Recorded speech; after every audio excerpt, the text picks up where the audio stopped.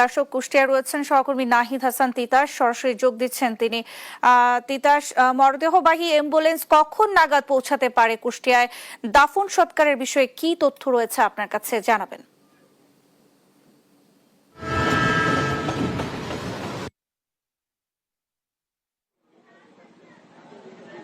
Nancy, কলকাতায় আবাসিক হোটেলে অগ্নিকাণ্ডে নিহত কুষ্টিয়ার সাংবাদিক দেবাশিস দত্ত সহ তার পরিবারের 4 সদস্যের মরদেহ কিন্তু এখন কুষ্টিয়ার পথে। অর্থাৎ আমরা সর্বশেষ যতটুকু জানি, যশোর পার হয়ে, যশোর ক্যান্টনমেন্ট পার হয়ে চলে আসছে মরদেহ কুষ্টিয়ার দিকে। এদিকে স্বজনরা কিন্তু তার বাড়িতে ভিড় জমিয়েছেন, যারা আত্মীয় স্বজন রয়েছেন, সহকর্মী রয়েছেন। আসলে কখন মরদেহ পৌঁছাবে, তবে আমরা পরিবারের সাথে কথা বলে যেটি জানতে পেরেছি যে রাত 9টা বা 9:30টার দিকে কিন্তু মরদেহ যে তার নিজ বাড়ি, অর্থাৎ দেবাশিস দত্তের নিজ বাড়ি কুষ্টিয়ার আড়ুয়াপাড়াতে পৌঁছানোর কথা। আমার সাথে তার পরিবারের একজন সদস্য আছে, আমি একটু কথা বলতে চাই তার সাথে।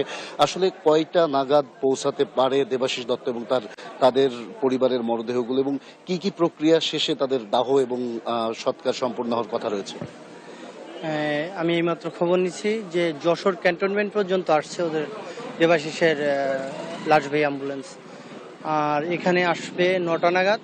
তারপরে আমরা এখানে 1 ঘন্টা রাখবো। 1 ঘন্টা রাখার পর তারপরে তার সৎকার হবে মহাশ্মশানে, কুষ্টিয়া যে মহাশ্মশান ওইখানে।